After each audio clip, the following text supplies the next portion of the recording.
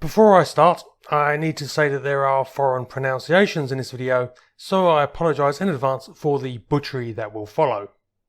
On April 2nd, the Taiwanese Ministry of National Defence issued a rather unusual press release in response to an article published in an online publication.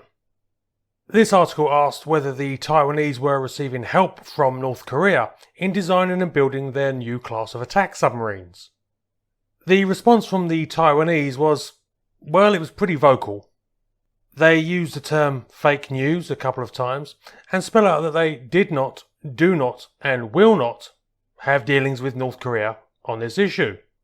What's odd about the whole situation is that firstly, the original article was first published in 2019, itself stimulated by speculation in the Taiwanese press on the subject. Why it has suddenly become an issue now isn't explained. The second is that such a teaming would be highly unusual considering North Korea's dependence on China and Taiwan's on the United States. What is interesting is the language used by the Taiwanese.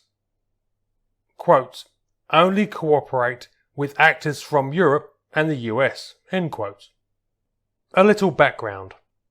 The Taiwanese have been desperate to acquire new submarines for decades now.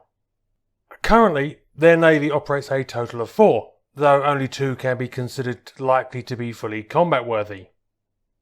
The Hai Lung and Hai Hu were first commissioned in 1987 and 88 respectively, and represent arguably the most powerful naval assets the Taiwanese have against a possible invasion from the People's Republic of China. Built by the Netherlands and based on the Zwaardvis class, these are capable boats that have been upgraded to remain formidable, including reportedly the ability to launch sub-harpoon missiles. However, they are pushing 40, which is getting on for a frontline submarine.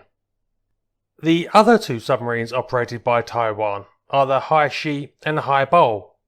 These are Tench-class submarines that first saw service with the United States Navy in 1945 and 1946. These subs are 75 years old, and they are still in service. I mean, the Hai Shi, formerly the USS Cutlass, technically saw military service against Japan.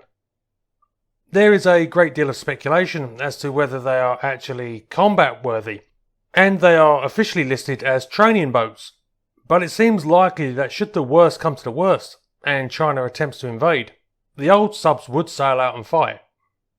After all, submarines still represent the most formidable conventional sea denial weapon around, especially against an invasion force that would be operating in a limited operational corridor, as the Chinese Navy would be in the Taiwan Straits. And the Chinese certainly appreciate that. The reason for Taiwan's difficulties in acquiring new submarines is because the People's Republic has waged a successful diplomatic and commercial campaign to stop anyone building them. China, after all, still considers Taiwan to be a breakaway province of their country, and they have leveraged their growing economic might to threaten and punish anyone who seeks to supply Taiwan with high-end weaponry. In 1992, the Dutch pulled out of a deal to build 4 additional submarines after the Chinese put pressure on them, and as a result Taiwan has been a no-go for the world's submarine manufacturers. The United States has been talking about helping Taiwan acquire submarines since 2001, when George W. Bush gave a commitment to build 8 for the Taiwanese Navy. Problem was, the US hasn't built diesel-electric submarines for decades, concentrating exclusively on nuclear designs, and so would have to license a design from another, likely European, builder. But with the fear of Chinese sanctions, there were no takers. This state of affairs continued until 2014. At that point, the Taiwanese gave up and initiated their own development program, the Indigenous Defense Submarine, or IDS for short. It was here that the allegations of working with the North Koreans started popping up. After all, Taiwan has no experience in building submarines, whereas North Korea has a reasonably successful homegrown development program. In reality, it seems that the Taiwanese have been making steady progress largely by themselves, developing as many elements of their own design as they can, and building suitable construction facilities. In November 2020, the Taiwanese president announced that construction was starting on a prototype IDS that was intended to be the first of a class of 8 attack submarines, with delivery of the first being made to the ROC Navy in 2025. The new submarines look, on the very basic information available, to be extremely capable. The United States has already approved the export of a number of key technologies such as sonar, periscopes and weapon systems to Taiwan for use in the new submarines. According to the information available, they will be equipped with Mark 48 Model 6 torpedoes and Harpoon Block 2 missiles, and be powered by a diesel lithium battery propulsion system.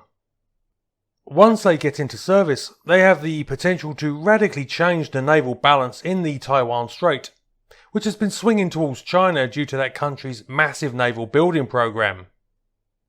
But the Taiwanese still have issues in acquiring certain components necessary that neither they nor the United States build.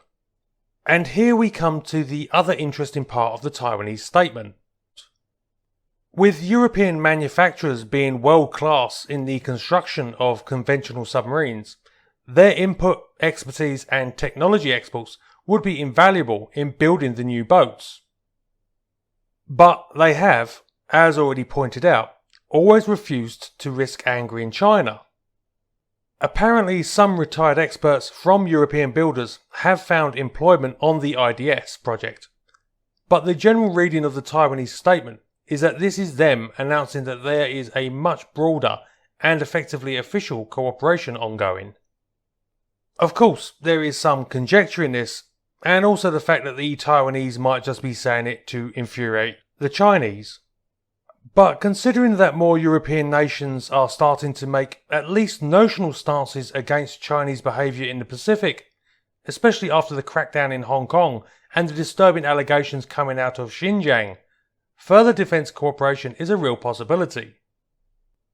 For example, the United States routinely conducts freedom of navigation sailings through areas of the South China Seas that China claims as their territory, but which is unrecognised by the international community. Both Britain and France have conducted similar sailings, but now Germany has stated it intends to conduct similar patrols in the future. Such sailings are generally met extremely negatively by China, but now it seems that the situation may be changing.